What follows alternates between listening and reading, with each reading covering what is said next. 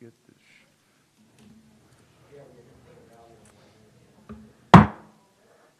It having reached the hour of 5:30 p.m., I am calling the September 14th, 2021 Modesto City Council meeting to order and ask the city clerk to call the roll.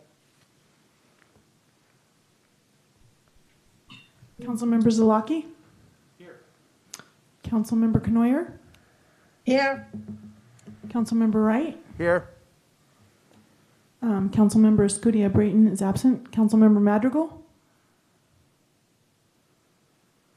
Councilmember Ricky? Present. Mayor Zwallen? Here. Will everyone please rise for the Pledge of Allegiance? I pledge allegiance to the flag of the United States of America and to the republic for which it stands, one nation, under God, indivisible, with liberty and justice for all. Thank you.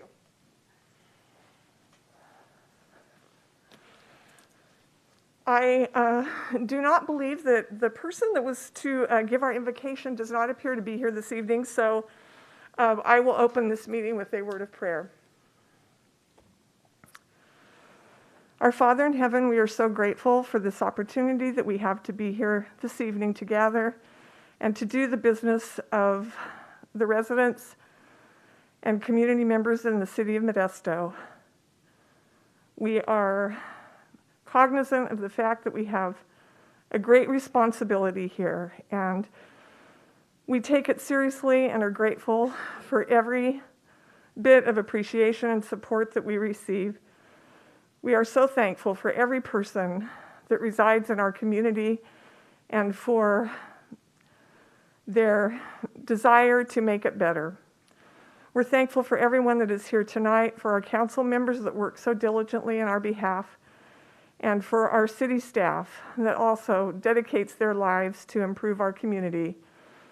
We are thankful for many blessings, and I say this very humbly in the name of Jesus Christ. Amen.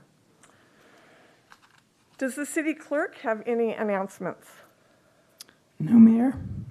All right. Do any of the council members have any conflicts of interest? No.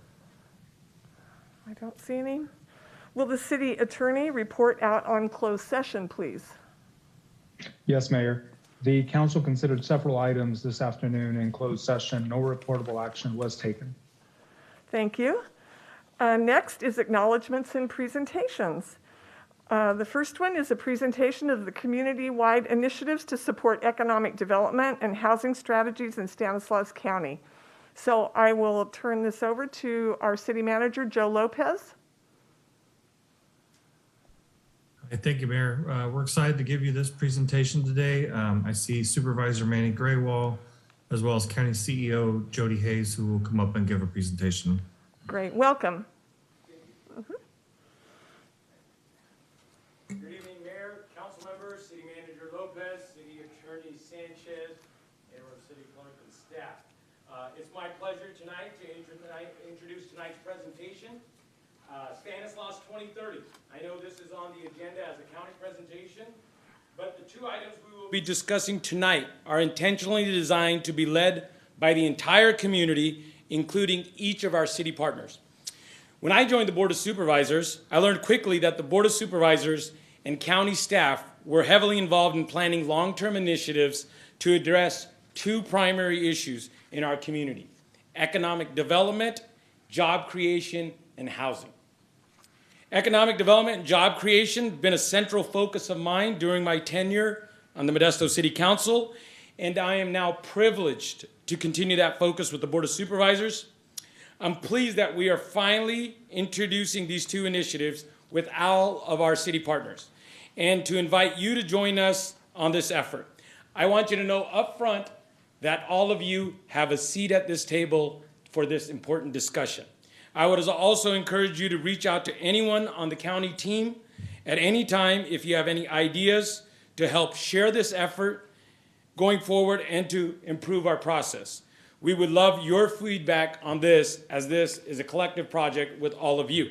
So now I'm going to turn it over to our County Chief Executive Officer, Jody Hayes, who's worked really hard on this with the Stanislaus Community Foundation and Mary Ann Cannon and her team to answer any questions you have about this presentation. Thank you very much. Thank you very much. Welcome. Thank you, sir. Thank you so much, Supervisor Graywall, for that wonderful introduction. And I hope you'll be able to stick around with us to take any questions that we might that the council may have when we're done as well. And I want to thank the mayor and the city council, and for the members of the city council that are not physically with us today. Thank you very much for having us. I want to echo Supervisor Graywall's sentiments that we are very, very excited to introduce to you two new initiatives to improve our community across the entire community, not just with respect to individual cities. These are efforts that have been underway for, at this point, years. But they're finally to the point where we can introduce them and bring forward the process we're working through and the opportunities for your partnership. The two efforts we're going to be talking about today are Housing Stanislaus, around housing, obviously, and we're going to be talking about a plan we call Stanislaus 2030 around economic development and job creation. Joining me tonight are some of our very key business partners. For Housing Stanislaus, we have Evan Schmidt here, Chief Executive Officer for Valley Vision, as well as her partner, Alan Lang, I believe, with Valley Vision also. And then when we get to Stanislaus 2030, I'm going to ask Mary Ann Cannon, who many of you know from many other projects, is supporting us and taking the lead in many respects on our Stanislaus 2030 project. Been a great partner. So we're going to start on the first slide deck with Housing Stanislaus.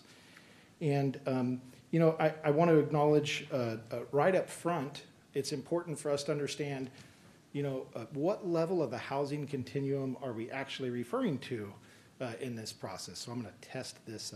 There it is. Thank you very much. It's working. So, you know, it's been a while since I've presented to the Modesto City Council on the subject of housing. And in our prior presentations, we actually showed this same exact housing continuum. And it starts with emergency shelters, which are, you know, serve individuals from anywhere from a day to 6 months, typically. And then it goes up through transitional housing for a couple of years. You know, for some folks, permanent supportive housing is important.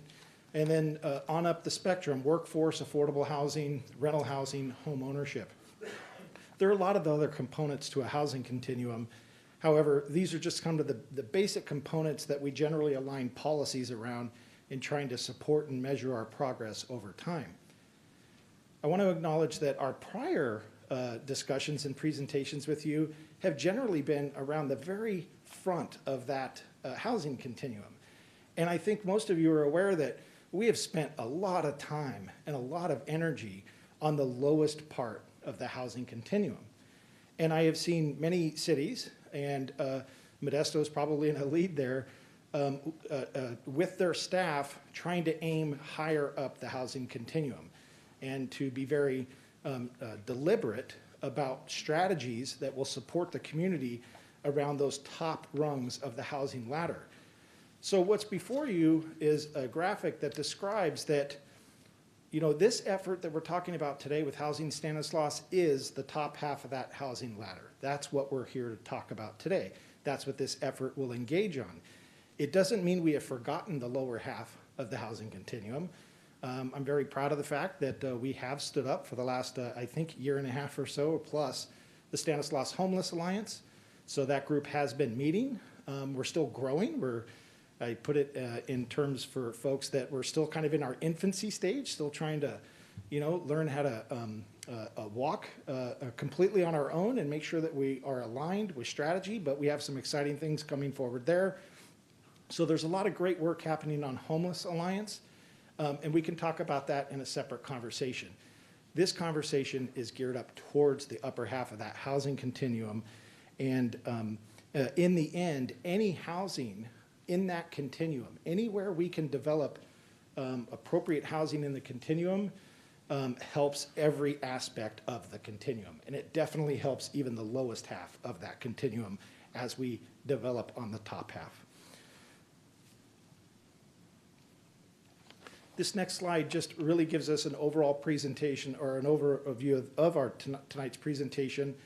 Evan's going to do most of this, but we want to describe, what is the imperative. I think most of you are well aware of what the challenges are when it comes to housing, what this really is and what it is not. We want to be very intentional about what we're not doing here, but what we are trying to do. And a spoiler alert, I will just tell you now that this is not our attempt to tell cities how to grow. It's absolutely not. And when you look at all 9 cities are positioned very uniquely in terms of what their future growth strategies might look like. So please know up front that that's not what this is about. It's more about finding common ground on the basic strategies that can deliver the future that we all envision together. So you're going to hear more about that. It will also be about roles and shaping and helping you understand how cities can participate in this process going forward and where we see the intersect. And before we get into this, I'm sure Evan might mention this as well, but I want to acknowledge up front that Modesto has actually already started a process to look at housing strategy independently of this entire process. So that work with city staff was going on probably in parallel or about in tandem here. And we absolutely did connect, and we understood, the city's got some great energy in this area and has some great planning that they've put together with the city council that's been blessed by the city council. It's been funded and supported, and we're excited to see that effort come forward. So naturally, we came alongside and said, okay, we're trying to do this thing community-wide, and how can we partner here to make sure that those two things obviously do not conflict, but if anything, that they help one another. So I'm pleased to say that those conversations are happening, and I'm very confident and have met with our respective teams as recently as just a few days ago to confirm that we have a good understanding of what our respective plans are doing and that they will complement one another going forward, and that we have a plan in case that we ever see that, if we're getting off track whatsoever, there's a process for us to pull ourselves back together. And that was very important to us that are involved in this. So I want to congratulate you on the work that you've already done. But I also want to recognize that we think this work will complement that effort, and the two should fit in tandem together very, very well. So I'm going to go ahead and turn it over to Evan now, who will provide the rest of the Housing Stanislaus presentation. Welcome. Thank you, Jody, and good evening. Thanks for having me here today. As Jody said, my name is Evan Schmidt. I'm the CEO of Valley Vision, and just to say a quick thing about Valley Vision, we're located in the Sacramento area. We are a consultancy and a nonprofit, and 2 things that we're really well known for is being a neutral convener and bringing about collaboration, and having a lot of content expertise in strategic planning and land use planning. And so those were some of the reasons that we were brought into this project, and I wanted to note that now because of this emphasis on collaboration and aligning with the work that's going on in Modesto, but what's going on with other municipalities as well. It's really important to us. So I'll jump into the presentation, and my first slide is really just on the imperative for why we need this shared approach to housing. And what I'm going to present here I don't think will be a surprise to anybody. We're seeing kind of the 3 legs of the housing crisis, and I know we see it across the state of California, and we see it here in Stanislaus County. But first of all, we have an increasing demand for housing. We have people moving in. We have a population growth. We see that the population is projected to grow by about 50,000 in Stanislaus County by 2031. So significant growth happening, and an inadequate supply of housing, which is already playing out right now. We already see really low vacancy rates and housing that's really not being built at the rate that's needed to keep up with the demand for housing. And what this results in is rising costs. And so we know that whether you're buying or you're renting, housing is really expensive here in Stanislaus County, as well as throughout the state of California.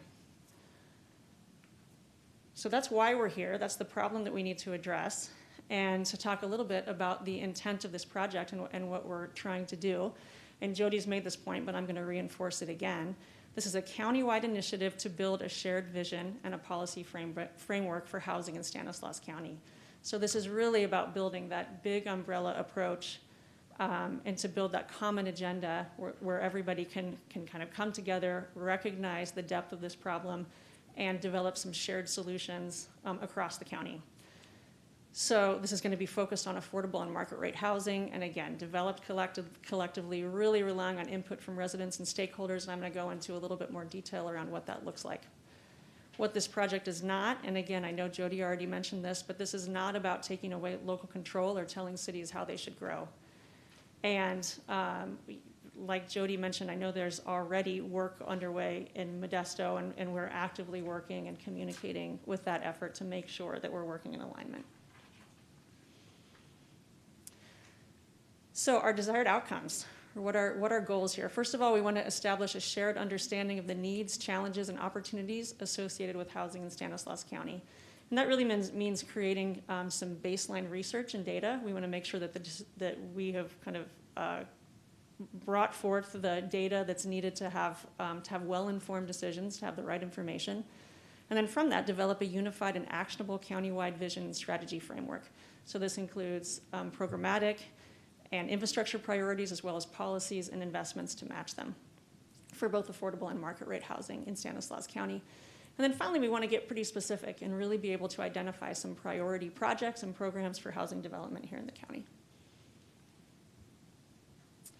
The structure of our project. So we've already really emphasized how collaborative of a project this is. And so what we're building is this framework where we have all the different stakeholders working together in alignment in order to oversee this project and work all together for this shared vision. So first of all, we have our housing stakeholders, and that we're going to be engaging with residents, neighborhood associations, advocates, business and employers, builders, funders, financiers, community service providers, really a very big tent approach to making sure that we are engaging and informed by this multitude of stakeholders. Next, the executive team. So our city managers, the county chief executive officer, really working with that leadership team to stay in alignment with projects that are going on and be able to oversee and drive this project. Next, we have our technical team. So really important that we have our specialists involved in this and really working to provide that technical information that we need to get really specific about needs and priorities. So that includes city and county planning staff, building and public works staff, and other housing experts. And then finally, we have us, the backbone team and the consultants, and we're here really to bring the whole thing together and to help move it forward. And I want to get more specific about how we're going to be engaging stakeholders throughout this project. And I want to note that it's really important for us that we both kind of get a deep well of information, so a lot of depth of information, as well as good breadth of information across the county. So to get really deep, we're going to have key informant interviews, and we're starting that process now, but really to capture that in-depth, candid input from our closest stakeholders. We're going to have focus groups, so this is really about bringing people with common interests together to have a conversation about what are some of their priorities and challenges, and what are their ideas about how they might be addressed. And then we're planning a community survey. This is really a way to get a breadth of information from residents or from the users of the housing market to be able to really capture insights and opinions from community, and then be able to bring that into decision making. And we find kind of reaching all of those different stakeholders from that wide lens is a really important way of gathering input and decision making.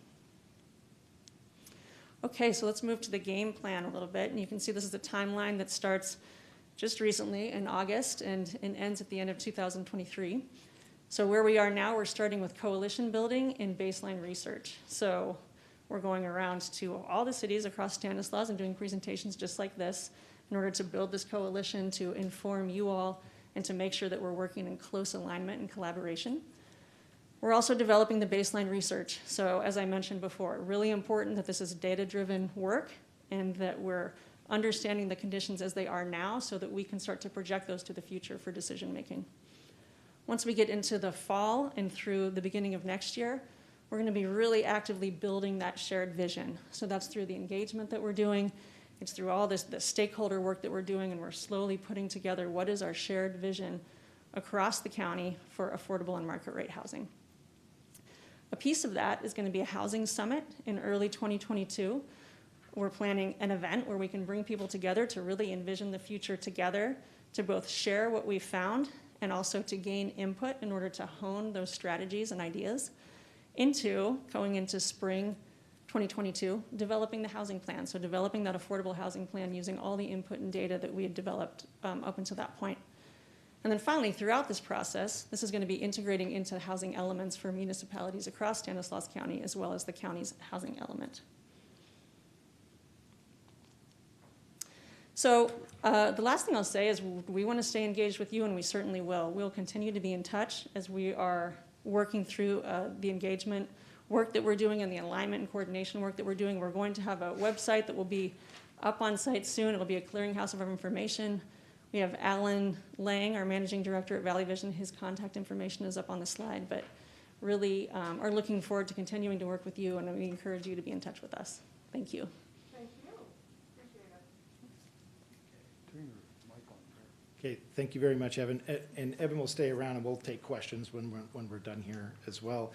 I'm just going to very quickly introduce this next initiative that we refer to as Stanislaus 2030, our effort to focus on job creation and economic development as an entire community here in Stanislaus County.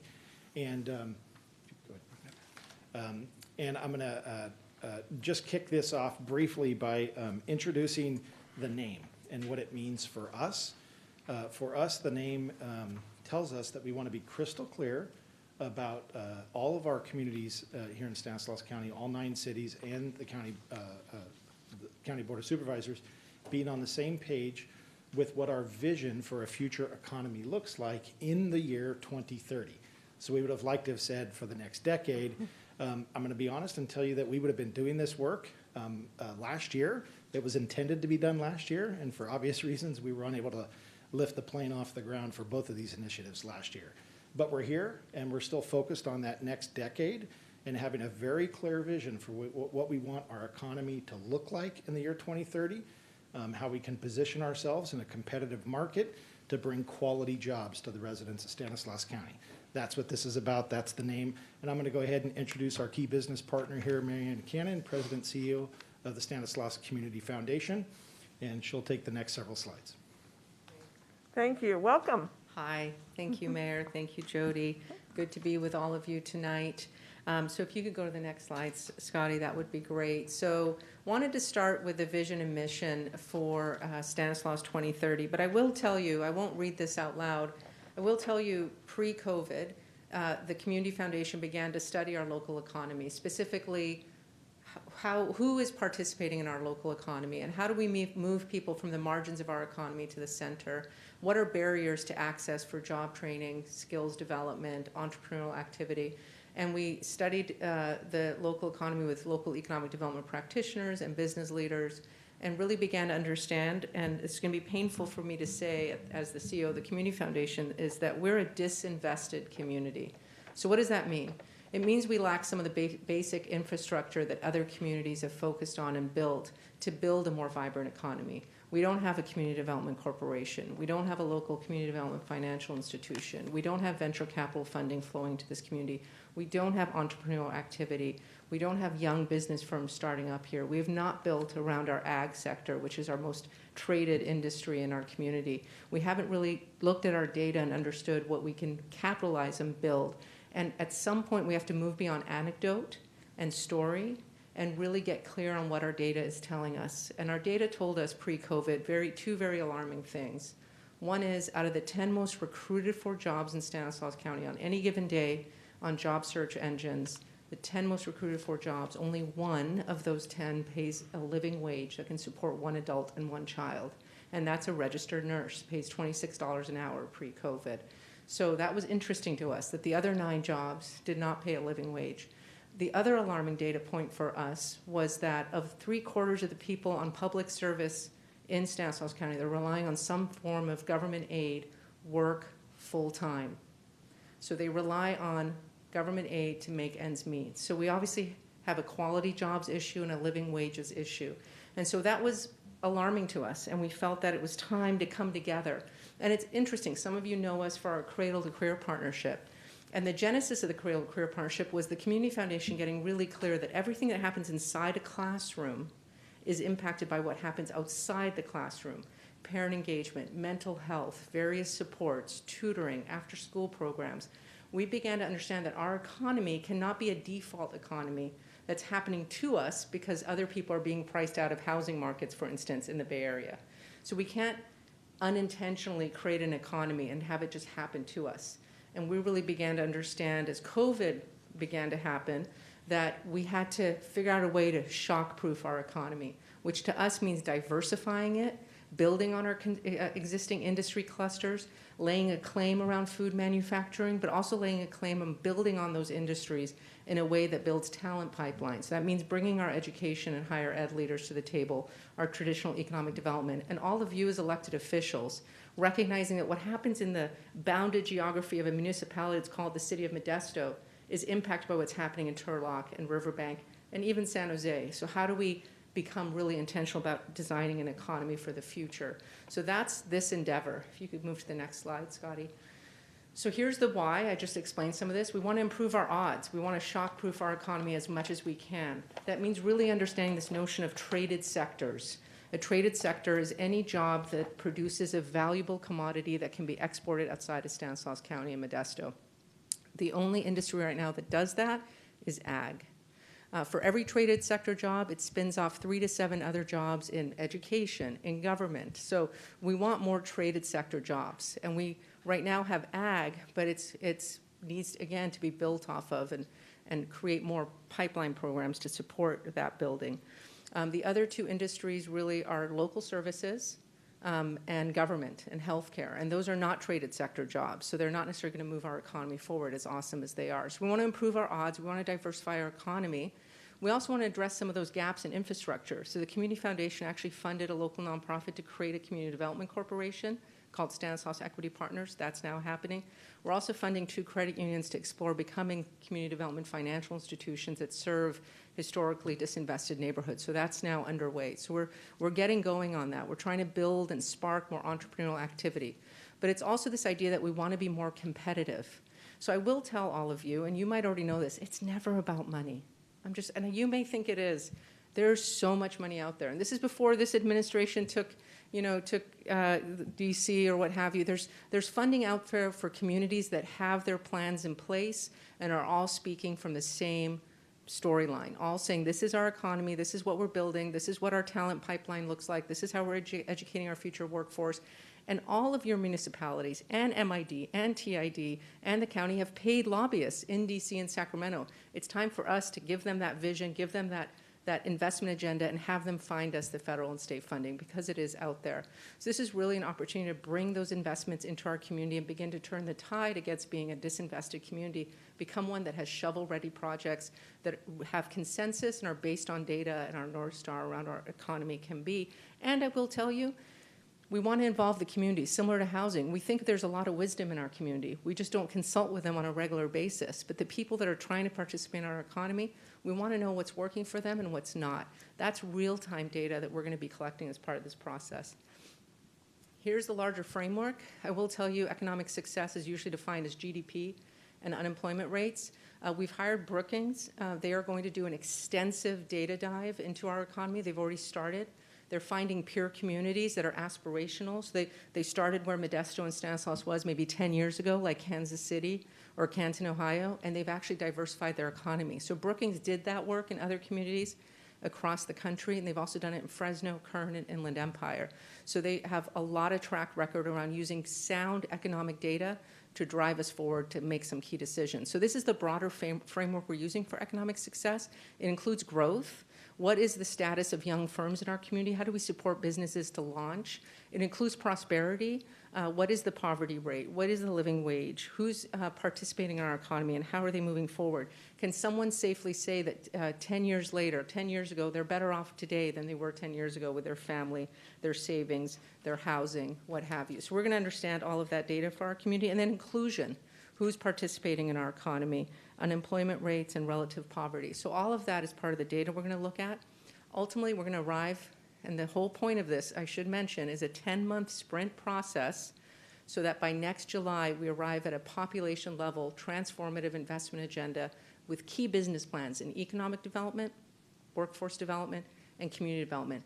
There may be 5 plans, there may be 10. Fresno, when they endeavored to do this 2 years ago at 18. So that's a lot. Fresno is obviously a slightly bigger community, but I trust that we will apply data, engage the community, build leadership consensus, and really get to an investment agenda that makes sense to us, that we arrive at that point by 2030. That investment agenda will have business plans. So towards the tail end of this 10 months, we're going to hand these priority projects back to their rightful owners. It might be Opportunity Stanislaus, it might be Modesto Junior College, it might be others, and say you have 6 weeks, we're going to give them a consultant to arrive with a pro forma that gets us to our priority by 2030. Tell us what it's going to take and give us the business plan. You have 6 weeks to do that. They're going to come back and present that to all of us, and then we get to hold them accountable. These plans should outlive term limits. They should outlive retirements among public staff. They should outlive presidents coming and leaving colleges. This is a community's plan that we're going to hold each other mutually accountable for. So that's where we want to arrive by July of 2022, is a sound investment agenda that's super clear, has concrete projects, and I really want to underscore this, has a price tag to each of those. Tell us what it's going to take.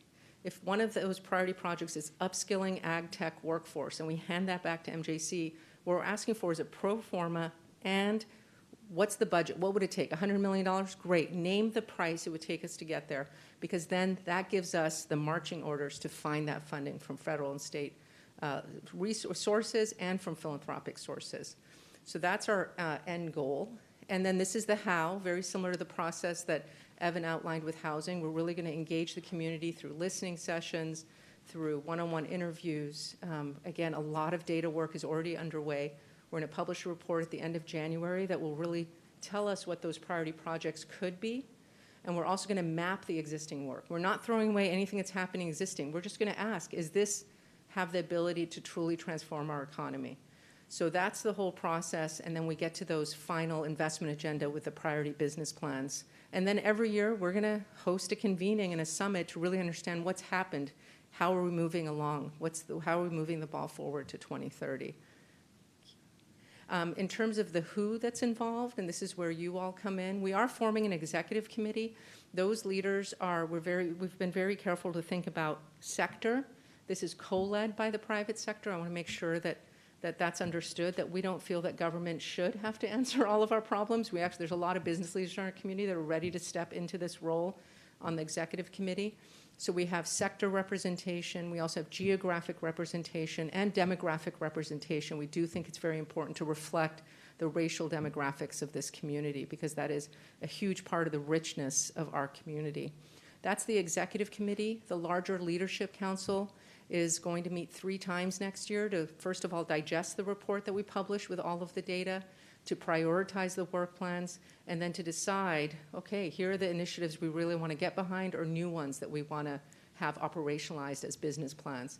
The backbone team is the community foundation staff and the county chief executive staff, along with consultants from Brookings, as I mentioned, and another firm that's doing all the project management.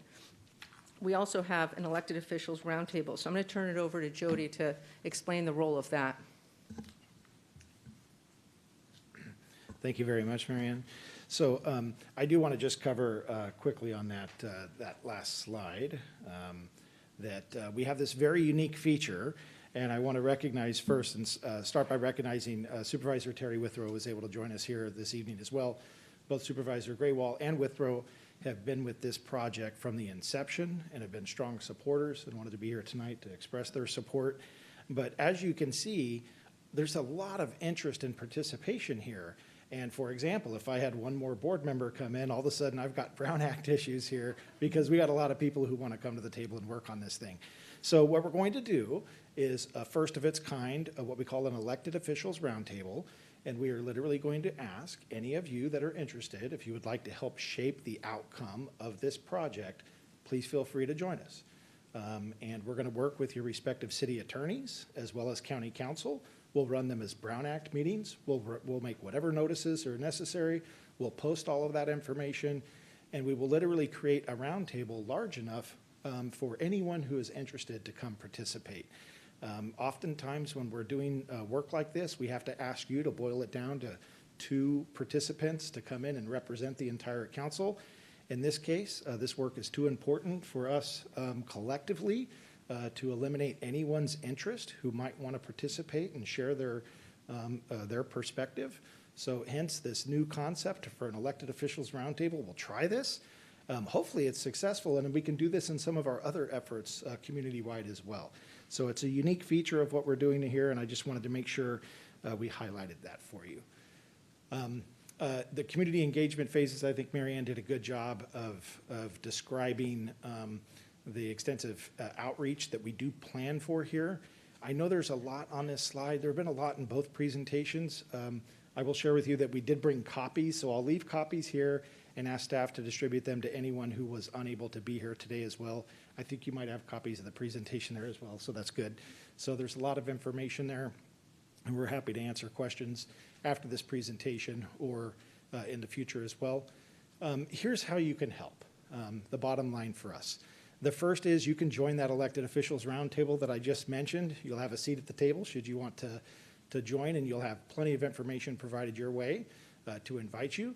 You can help us increase public engagement. Many of you have quite a presence in our community and in your respective districts within the city.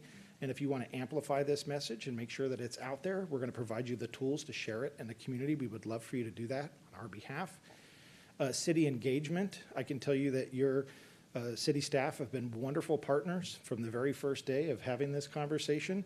So they're already engaging with us, but we want you to encourage their engagement and support it as well. That means they're going to have some time out of the office, working on these efforts with us, working in some of the work teams and so forth.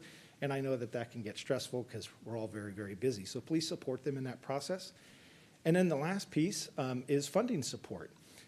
I have had a conversation with all city managers to let them know that there is a place in the budget for those cities that want to participate and sponsor the effort.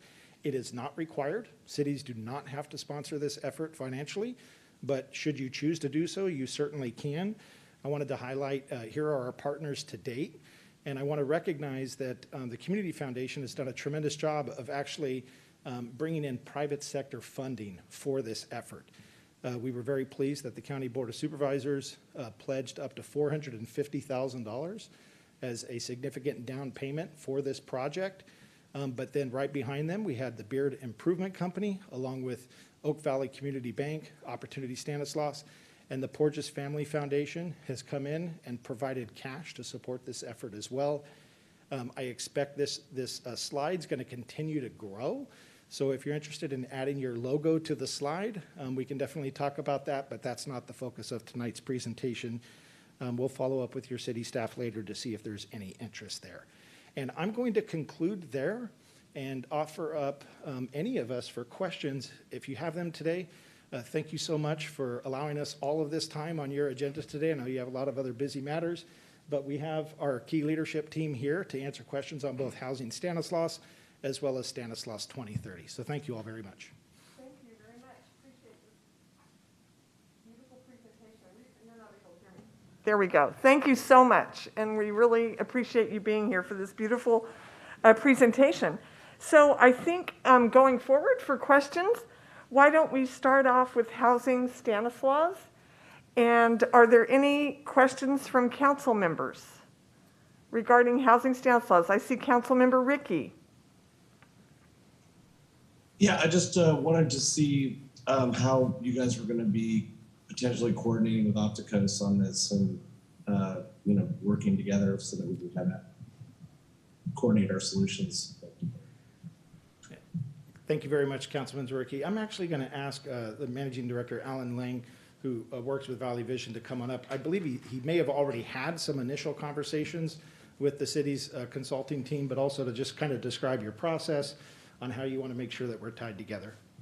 All right, thank you. Again, Alan Lang with Valley Vision. Thank you for being here, and thank you for the question.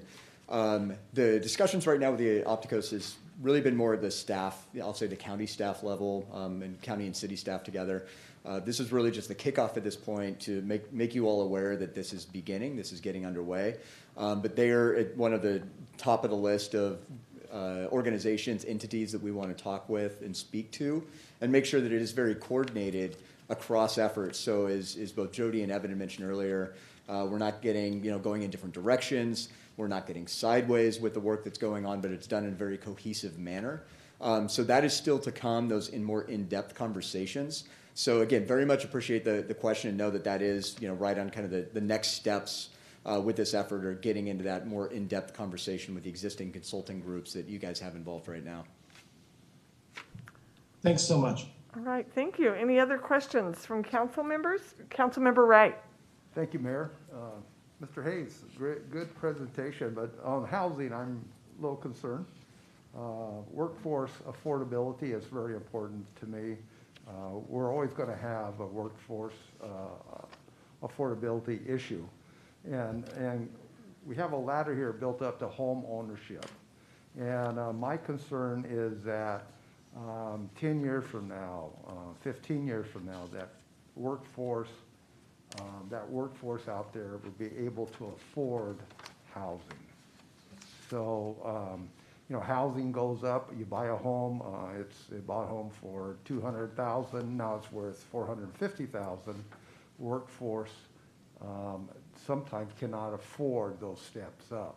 So my concern is that we don't get bogged down at the top of the ladder where we can't move people forward because the people at the top of the ladder trying to buy a home now can't buy a home.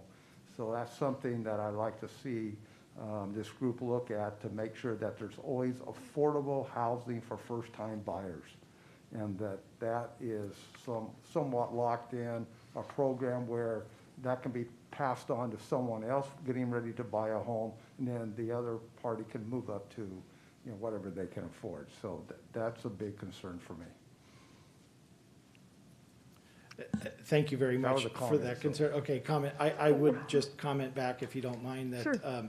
The reason we always want to show that entire housing continuum is because every rung on that ladder is really, really important. Right. And I guess my other response is, sometimes we can find ourselves spending so much time on one rung of that ladder that we're ignoring those others. And I will just tell you, as long as this team's involved in this, we're going to try to make sure we have equal attention there.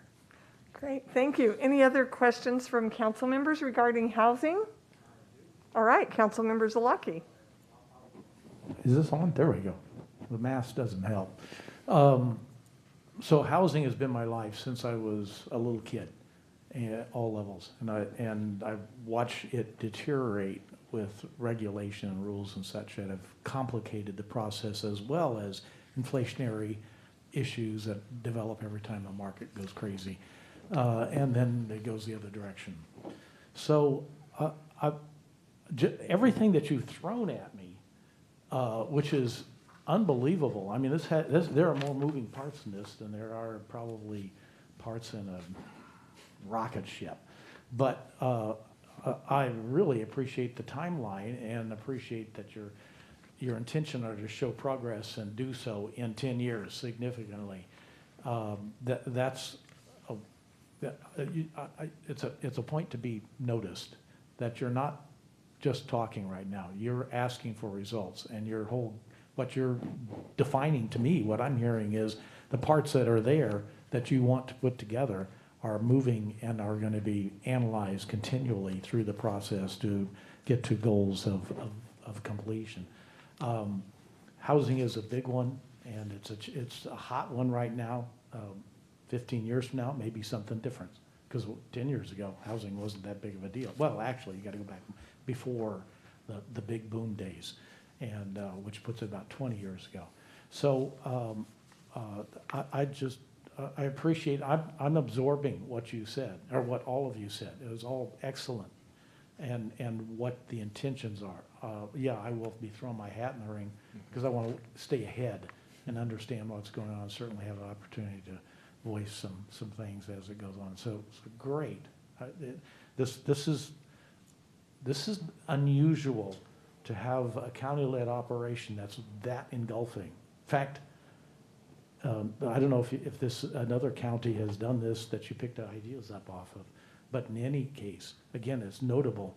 The county is doing more than I think any other county I've heard recently, trying to get after things and make it a total involvement with all the cities and the county itself. So congratulations. It's nice to see. All right, thank you.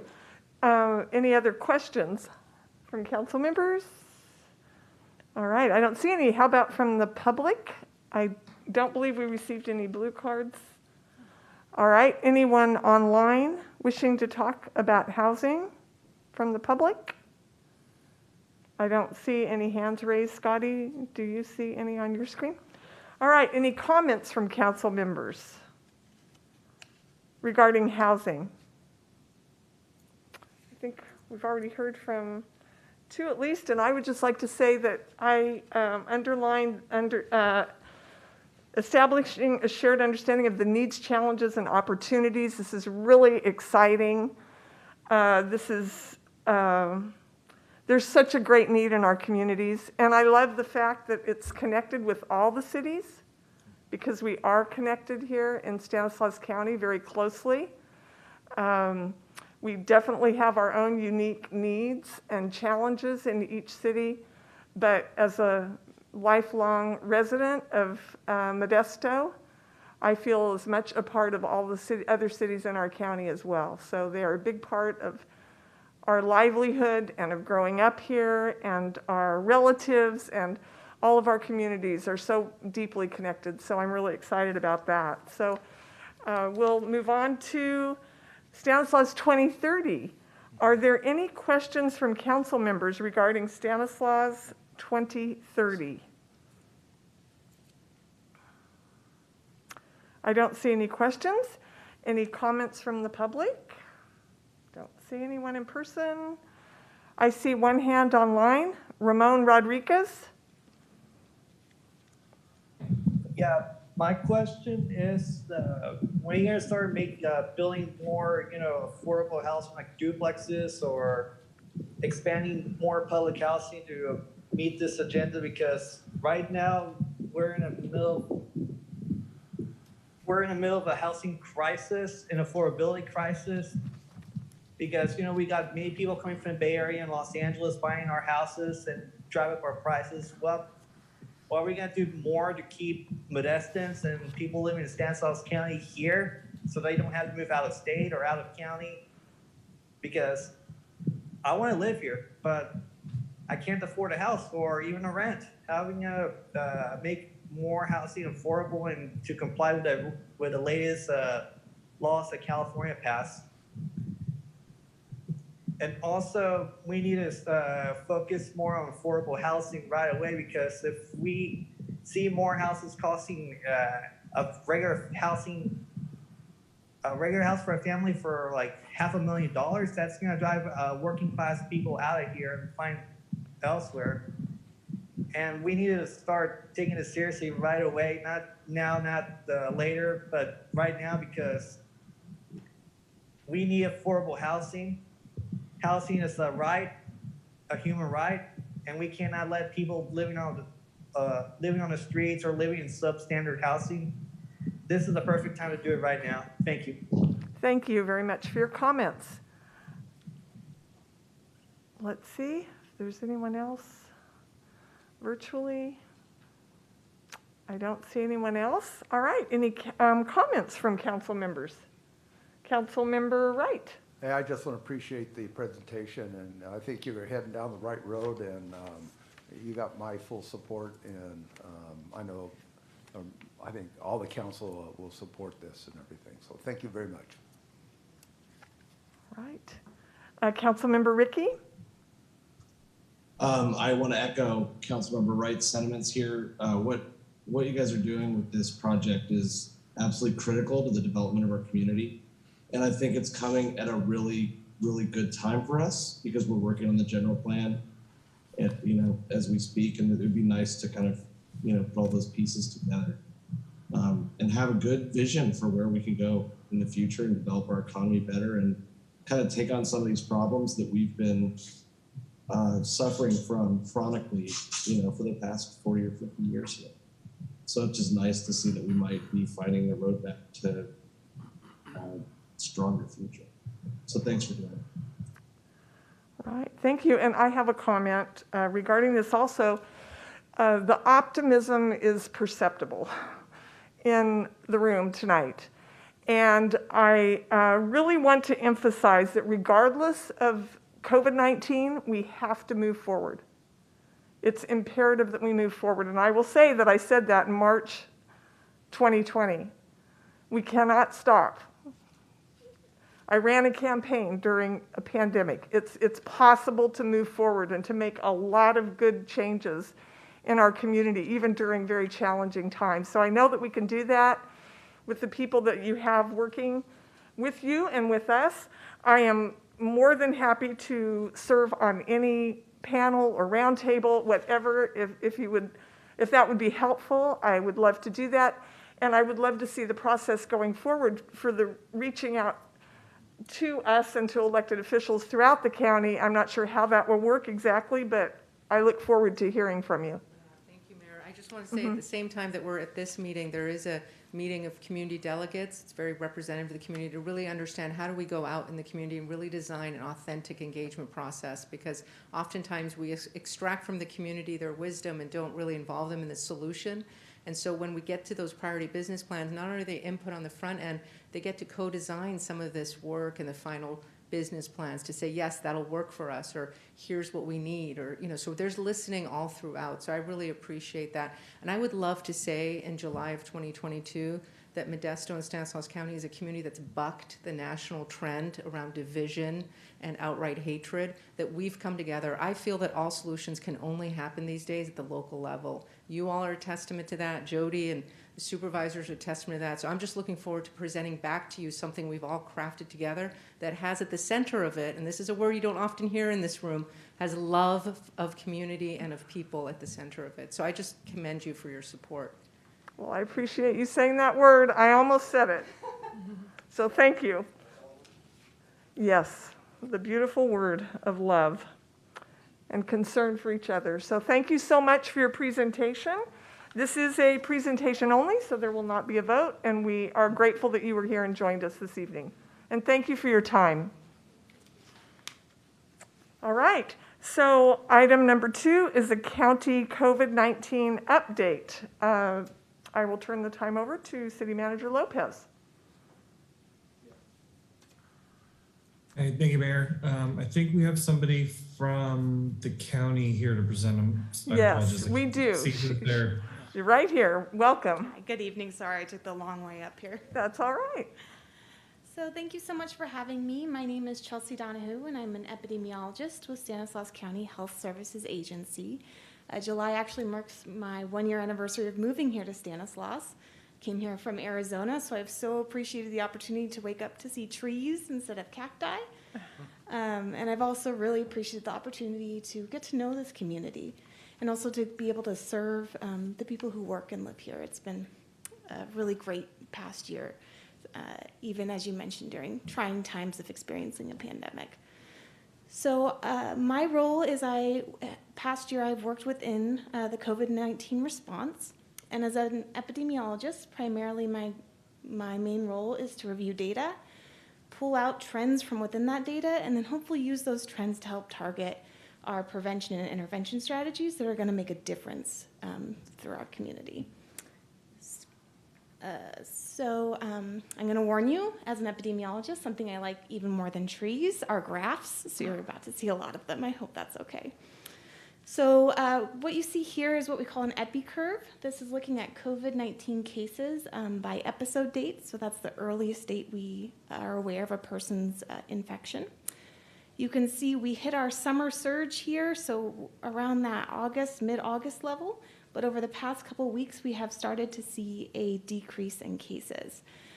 This past 7 days, we're going to wait for that data to slowly catch up. We're expecting more cases to be added there. But again, that's a promising trend. When we look at Modesto, we're actually also seeing a very similar trend. So we can see that peak within mid-August there, but slowly we started to see the number of cases being reported or being with an episode date decreasing throughout the end of the month. Again, we're going to wait for that data lag to catch up, but this is a promising trend for Modesto as well. So when we look at cases as a case rate, so cases per 100,000, there's two really big takeaways I have from this graph. The first one is you can start to see a downward slope. That's a really promising trend. The second, though, takeaway I can see is, so you see there's a blue and red line there. Those are referencing what formerly was the blueprint for a safer economy that was that colored tier system we were using. That's since been retired, so it's no longer applicable for when we're looking at strategies. But what it is a nice touchstone because we're familiar of like what those colors mean. And so you can see we are still sitting very firmly what would have been formerly within that purple tier. So when we look at Modesto, we're also seeing that same exact trend. We're seeing the highest peak within that August, mid-August range, and then we've slowly started to see a decline in cases. We are still, though, firmly sitting within what was known as the purple tier. Another takeaway from Modesto is we can see that our peaks are a little higher than what we saw within the county. So when we look at the actual case rate at our peak or at our tops for both the winter and the summer surge, they're sitting slightly higher than what we're seeing as a county as a high. Not unexpected when we decrease the population we're looking at, but just something to note. So the other thing we look at is that testing positivity. So the number of positive tests out of total tests being done. Similar to what we saw with that case rate, for Stanislaus County, we have seen a decrease in testing positivity over the past couple of weeks, which is promising, but again, still sitting what was within that purple tier, or what we formerly were calling that purple tier. For Modesto, testing positivity similar. It's slightly lower than what we're seeing as a county as a whole right now. It has started to decrease over the past couple of weeks, but again, we're not within those lower elevated rates that we were seeing prior to the summer surge. So whenever we're looking at case rates and we're seeing if they're decreasing, increasing, stabilizing, the other thing we really want to take away is this the same across all different demographics of our community? So the first thing we looked at is Modesto COVID case trends by race and ethnicity. What this graph is doing here, it's comparing the most recent weeks with accounting for that lag, so the most recent 2 weeks, which is August 22nd to September 4th, compared to the prior 2 weeks. And we can see across multiple races and ethnicities within Modesto, there has been a decrease in the amount of cases. A majority of cases by number is within the Latino and the white population within the city. So we also want to look at age to see if there's a difference in trends within different age groups. So here we did see a slight difference. We are having still slight case increases among age ranges from under 5 to 11, and 12 to 17.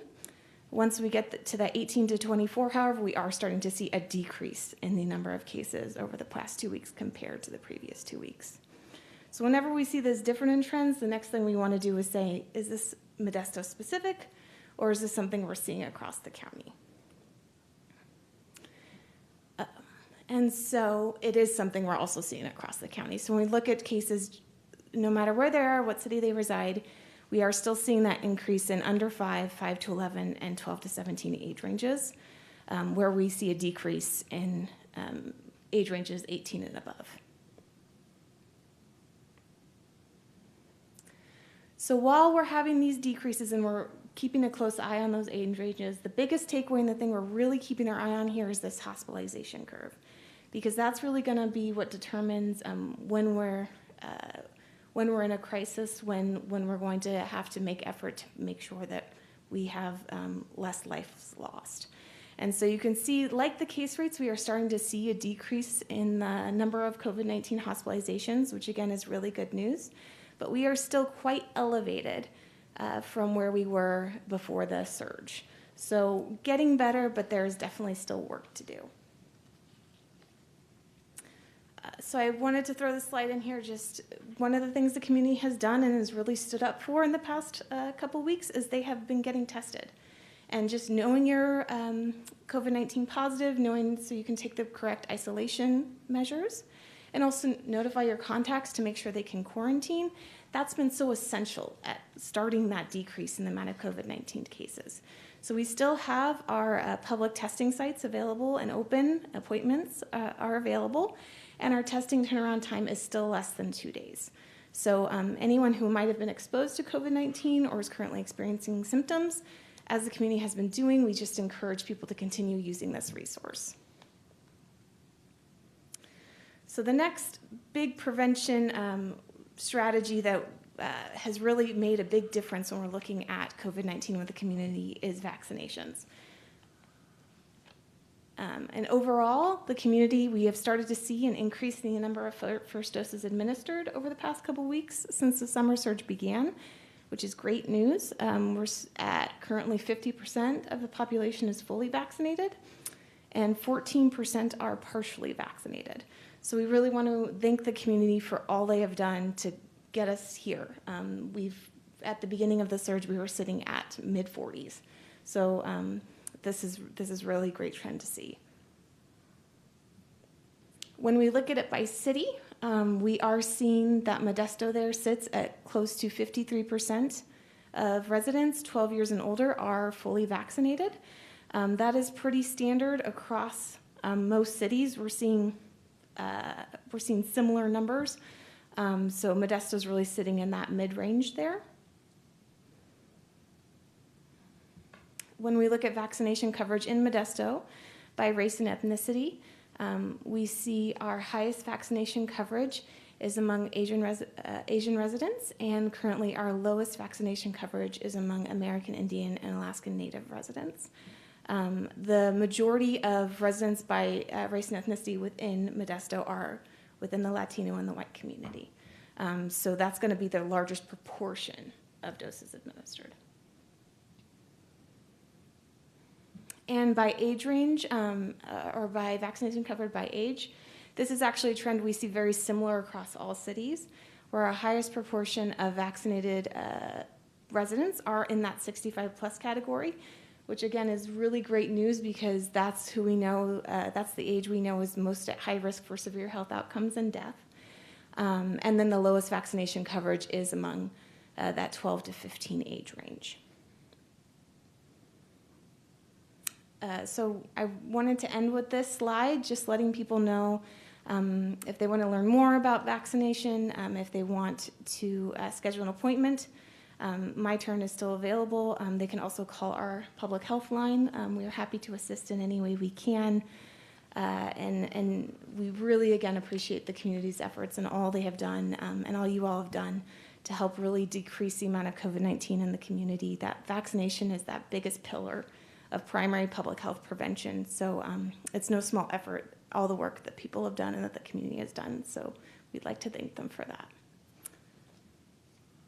I believe that is it. And I'm happy to answer any questions or provide any additional Thank you so much. I appreciate that. Any questions from council members?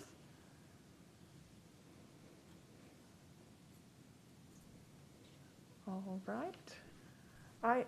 Okay, Councilmember Ricky? Do you see this this positive wave, of a downward tendency in the, with the disease? Do you see it continuing to go down, or do you think that it's going to, or do you know? So when we look at, or when we say what's going to happen next, we really want to look at what prevention strategies are being implemented. Right now, that increasing number of first doses is a really great sign of what may happen next. However, we also have things like gatherings. There's a lot of also secondary conditions that we don't, or activities that we can't really track to predict. So something we're keeping an eye on. We're hoping it will continue this decreasing slope, but we're just going to have to continue to watch the data. I was just pleasantly surprised with the data. I thought that we were going in, the trajectory was heading in the other direction. It's just really encouraging. Obviously what you guys are doing, maybe the mask mandate you guys did, really started having an impact. So I just want to applaud your efforts. I know how hard I don't think you bargained for this when you signed up for this job. So I just really appreciate you and Dr. V and everything you guys are doing. Thank you. We're happy to serve the community. I have a few questions. So How are the death rates currently trending? So deaths continue to be elevated compared to what we were seeing prior to the surge. However, so far, the death data has not quite caught up to what we were seeing in the winter surge, which is good news. That being said, death data tends to lag because it has to be, we have to be reported. It's evaluated, determined if it's a COVID-19 death. And so numbers are lower than what we saw in the winter surge, but we're still watching that data settle still. All right, and you mentioned our vaccine rates appear to be going up. I've noticed that data. How about compared to other counties similar to ours? How are we? I know that we were ranked like in the bottom in the state of California or next to last. How are we doing now? So we're still trending very similarly to what we were prior to this. We have seen vaccination go up across the state, which is, again, good because people go across county lines. But the Central Valley in general tends to have lower vaccination rates compared to other areas within California. But the Central Valley also has a lot of health disparities, socioeconomic factors that are linked to lower health outcomes. And so something we're definitely monitoring, but also when we look at interventions means we need to make sure resources are allocated here. And our vaccine rates are lower than many other counties. Correct. Correct, Yes. yeah. All right, so any questions from the public? I don't see anyone in person or comments from anyone in the public. No comments? Any comments from council members? I would like to thank you. I had a question. Oh, sure. Councilmember Madrigal? Yes, thank you for your presentation, and we appreciate your efforts out there in the community to get our community vaccinated as possible. I received a briefing from our staff, I think a week or so ago, about COVID, and I had inquired about the possibility of doing, say, door-to-door canvassing efforts in neighborhoods where the zip codes, neighborhoods and zip codes where there's, low vaccination rates. And I was told that the county was already engaging in that. Could you please elaborate on what does that look like? Is there literally like a mobile van that does vaccines that's just going through the neighborhood with canvassers knocking door to door, just following, the van following closely behind or something, or do people just get directed to the myturn.ca.gov website to go make an appointment for a vaccine? You see what I'm getting at? Yeah, certainly. Yeah, all the efforts you mentioned are the exact primary prevention efforts we're working to do within the community. So we have a mixture of all different forms of the efforts you mentioned that have been performed throughout the past couple months. So we've done mobile testing clinics. We have done vaccination clinics without the community. So these not just the set vaccination clinics, but ones that are mobile within spots in the community to make it more accessible. We have done door-to-door canvassing, and we also continue to do outreach at public events. So places where we know that people or the public is, and where we can perhaps do some outreach efforts to both provide some education, but also to get some feedback from the community, to listen to what their concerns are, what some of the barriers they're experiencing are, to learn how we can better engage and better provide resources. But certainly, I can have our community outreach team reach out as well for more specific activities, if that's helpful.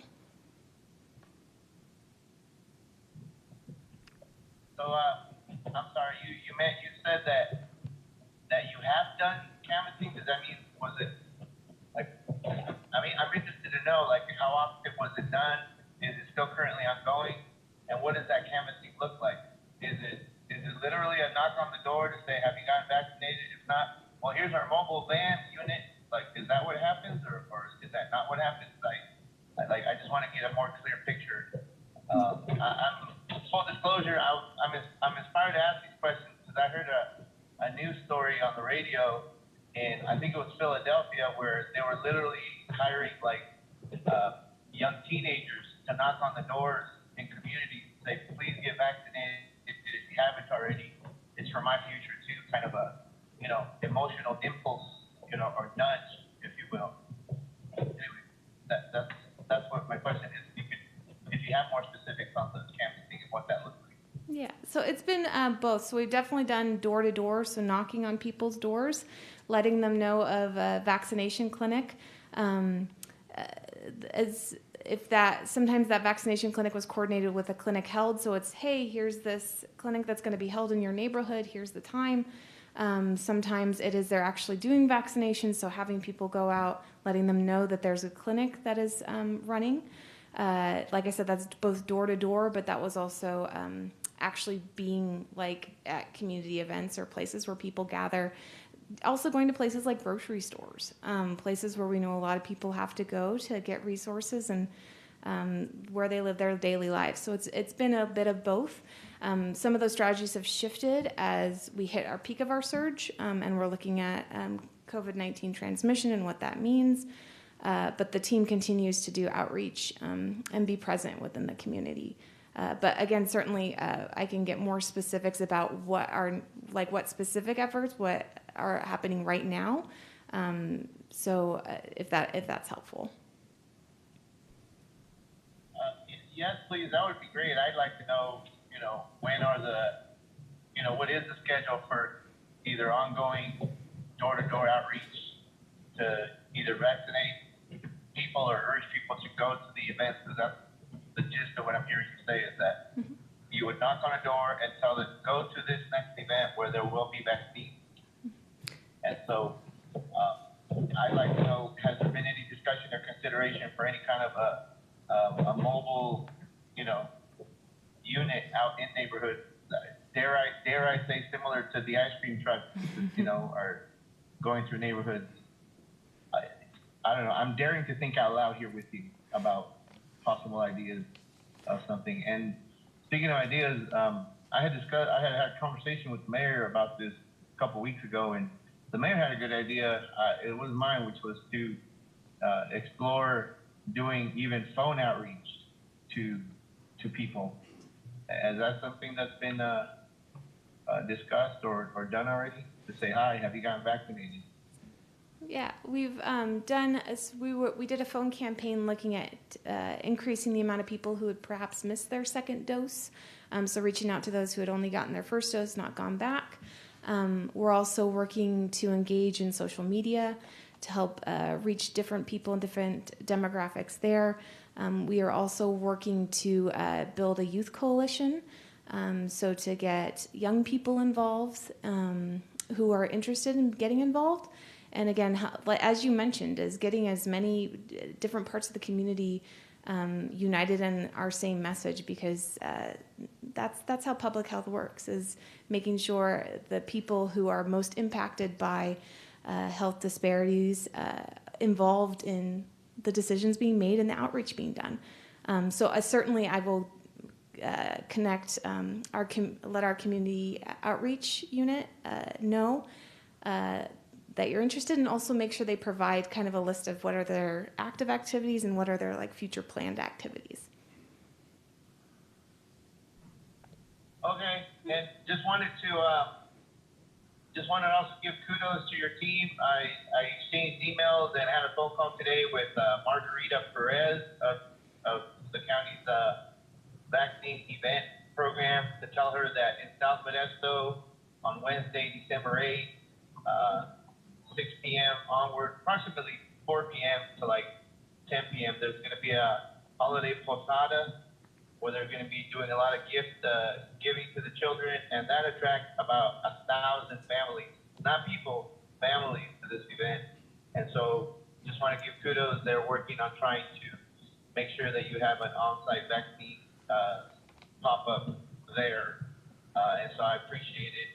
Last question, and this is just that it's been mentioned a lot in the media about how the Latina community in our county has been disproportionately impacted by positive cases of COVID. And a lot of those folks are farm workers. I want to know what are the efforts to make sure that our farm worker population is vaccinated? Is there like a minimum number of farm workers like that a farmer has to have? Say, hey, come do it at my farm, for example. Yeah, we've been trying also, along with our outreach efforts, to target people within the agricultural industry, so farmers, the people who work with that community and within that community. So trying to hold events that are specific to them, have vaccination clinics that are specific to that community, accessible to that community. That's definitely really critical when we're talking about where resources need to be allocated. Because like you said, when we look at where we need to target resources, we want to make sure people who are most impacted and who have had the most severe health outcomes from COVID-19, who have the highest risk of death, we want to make sure that that resource is available to them. So that's certainly been a sector that we have targeted messaging and outreach to. Okay, thank you so much. I know I asked you a bunch of questions. I really appreciate your time. That's it for me, Mayor. All right, thank you so much, Tony. Any other comments from council members? I just want to thank you so much for being here and for giving us this information. I can tell by your demeanor that you're just the person to help educate people in the public. Trusted healthcare workers are what generally motivate people to accept care and to make decisions that improve their health. So I appreciate you. And I want to recognize that Jody Hayes stayed to be here and support you through the end of your presentation, and that is recognized. So thank you so much for being here.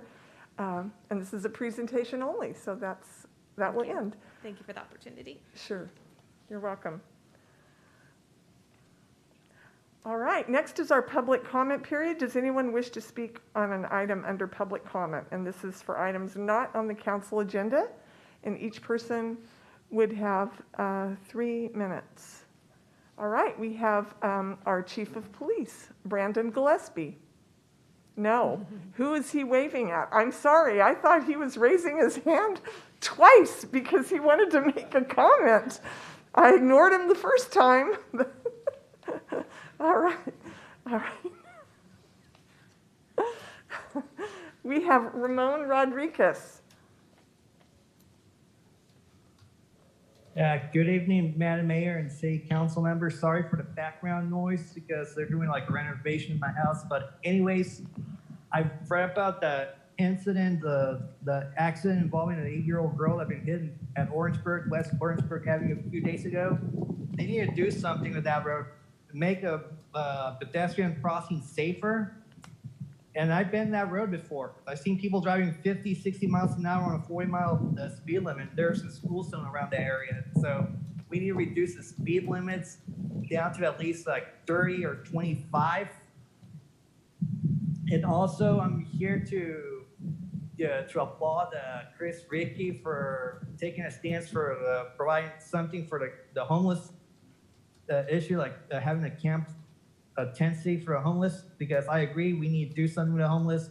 And also, I applaud the Modesto Police Department for supporting the hood style program, because that's the thing that we want to see, and especially in the wake of the Trevor Seaver incident, which I've been in the council many times before.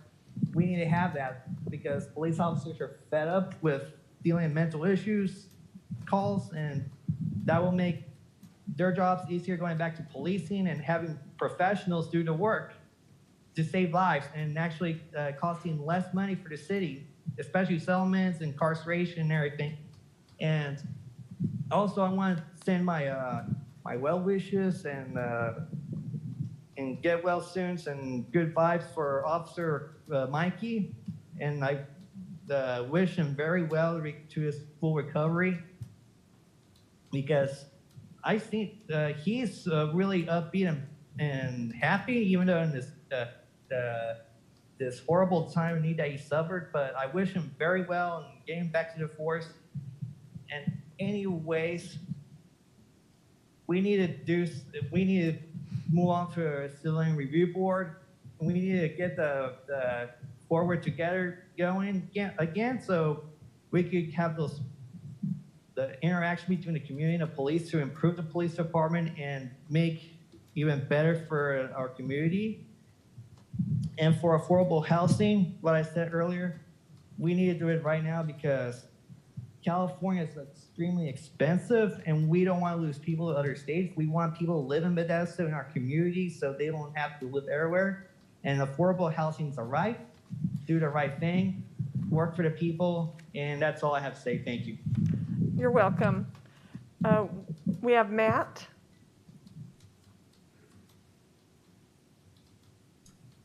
Good evening, Madam Mayor and council members. My name is Matt, and I am advocating for having a mental health crisis intervention program for the city of Modesto, and it's going because having a program based on Cahoots of Eugene, Oregon, and STAR of Denver, Colorado, will be very beneficial and life-saving for our residents suffering a mental health crisis without the police intervention. I'm also here speaking in support of a civilian review board to restore trust and hold the police department accountable for misconduct and preventing incidents of excessive force. I'm also speaking out in concern about more cameras and license plate readers because that is very contrary to the Fourth Amendment and it violates the right to privacy. What is the purpose of using these cameras? I'm interested in which neighborhood or areas of the city that is going to have these new cameras installed. How is the city going to respect the constitutional and civil rights of Modesto residents with more cameras in place? That's all I have. Thank you. Thank you for your comments. Kyle Seaver.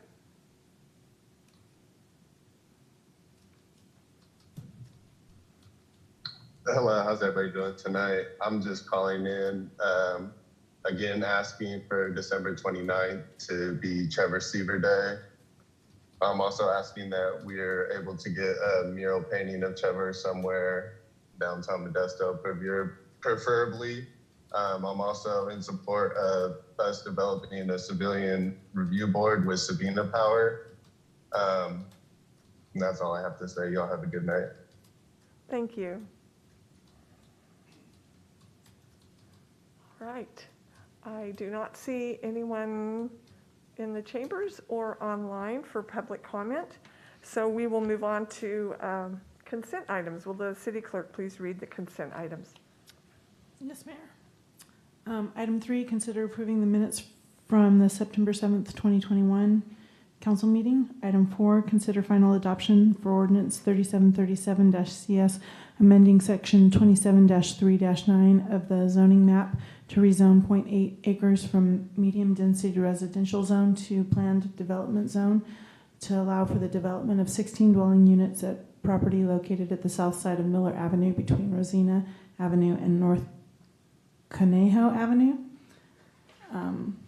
Item 5, consider final adoption of ordinance 3738, amending section 22-3-9 of the zoning map to rezone 0.825 acres from the neighborhood commercial zone to planned development zone to allow for a car wash at an existing gas station property located at 1400 Coffee Road.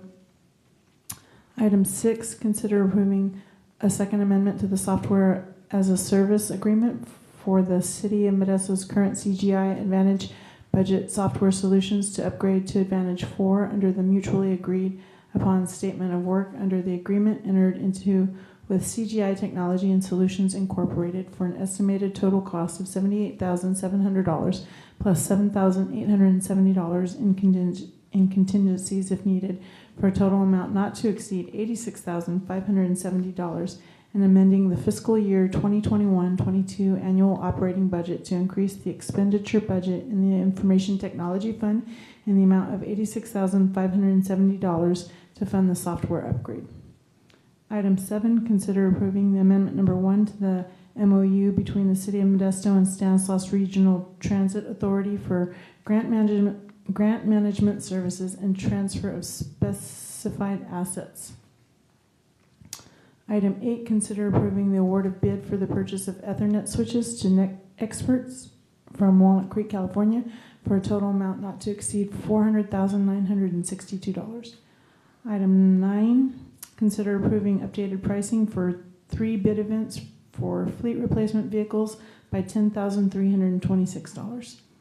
Item 10, consider approving the First Amendment for the purchase of bulk oils and lubricants with Hunt and Sons from Ceres, California, for an annual estimated cost increase of $91,320 from $97,320 to $188,640, and the total revised not to exceed amount increased by $456,599 from $486,602 to a new total amount of $943,201 over 5 years, as well as changing an engine coolant in the list of approved products.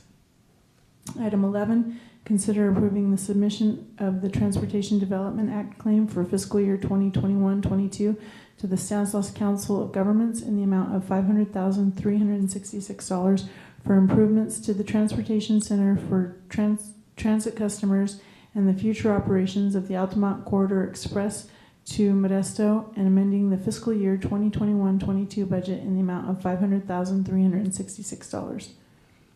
Item 12, consider approving the sole source purchase for the replacement of 2 internal lift screw pumps at the Sutter Wastewater Treatment Plant from Evoqua Water Technologies of Thomasville, Georgia, for an estimated total cost of $1,787,560 plus $168,670 in contingency if needed, for a total amount not to exceed $1,956,230, and amending the fiscal year 2021-22 multi-year project budget in the amount of $946,355. Motion to approve. Move to approve all consent item. I have a motion from Councilmember Wright and a second from Councilmember Zalaki. Can I have a roll call vote, please? Councilmember Zalaki? Aye. Councilmember Canoyer? Aye. Councilmember Wright? Aye. Councilmember Madrigal? Aye. Councilmember Ricky? Aye. Mayor Zawalin? Aye. So it carries 6-0. Are there any council members who have comments or reports? Councilmember Madrigal? Thank you, Mayor. Just wanted to invite the public and invite the council members to the annual Mexican Independence Day celebration that is being held tomorrow, Wednesday, September the 15th. The event is known as El Grito, which stands for like the big shout, if you will, the big Declaration of Independence. And it's happening tomorrow, Wednesday, September 15th, 6 p.m. onward. No, sorry, 5 p.m. onward.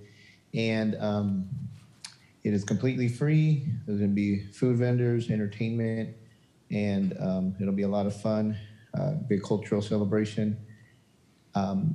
Would love it if any of the other council members would attend. I know that, thank you, Mayor, for responding. I know that you'll be in attendance. And it's going to be taking place, I almost forgot to say, the location of the event is at the Big Crow's Landing Flea Market, way south on Crow's Landing Road, past Hatch Road. A lot of people, the name of it is El Rematito. Again, the annual event is back. It's going to be outdoors, open air event, and the community is invited. So, any council members going to go?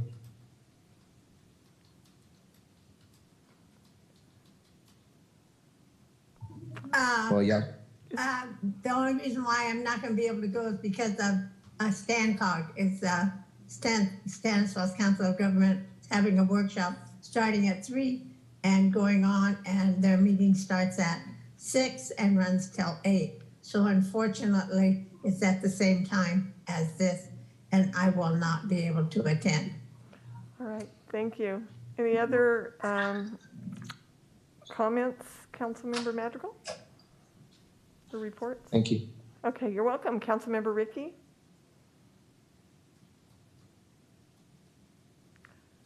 You'll need to unmute.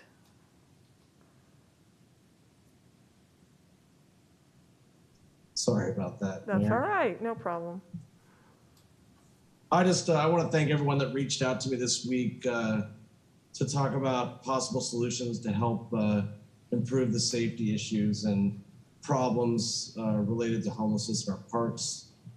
And I just want to say I'm really looking forward to working with everybody to kind of continue to refine and execute these programs, as quickly as it's feasible.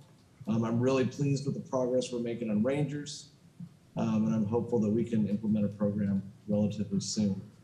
I'll also keep you updated on the progress that we're making on safe parking, motorhome camping, and motorhome parking, camping. We're having ongoing discussions about these solutions, and I'm feeling a lot of reasons for some optimism here. I also want to kind of follow up on the housing discussions that we were having earlier. Housing is such a critical issue here. When I started out in Modesto in 1999, I was able to buy a house up in David Wright's district for $200,000. It was a four-bedroom house. And this is after kind of renting a room for $300 a month. Today, the median price for a house in Modesto is $400,000.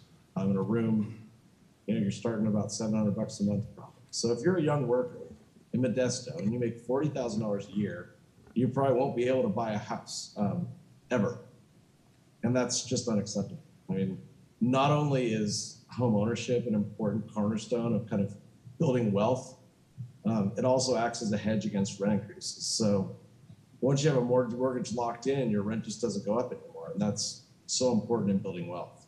And I think that we can do something about it. What I want to see is kind of trying to create some condo style developments for younger professionals in the kind of the 250 to 400 square foot level where, they can buy a property starting around $100,000. That's my dream, build some equity, set up the next generation for a brighter future. So I'm thrilled with the housing plan that the county is working on. I'm excited about the work that the City of Modesto is doing to try to develop these ideas also. And I just look forward to hearing more about the plans that are coming together and offering any support I can. Thank you, Mayor. You're welcome. Councilmember Madrigal, I see your hand up again. Is that left from previously? Okay. All right, thank you. I just had one comment that I wanted to make. I want to give a big thank you to Modesto Police Department Officer Mikey Rokaitis, that he is providing inspiration to our community and beyond. I noticed on social media that he was released from the rehab facility. It looked like he was at home, and the well wishes that are coming in from everywhere for him are inspiring, and his resilience is to be commended. All right, does the city manager have any comments and reports? I do not, Mayor. Thank you. All right, are there any matters too late for the agenda? Seeing none, I am calling this meeting of the City Council to be adjourned.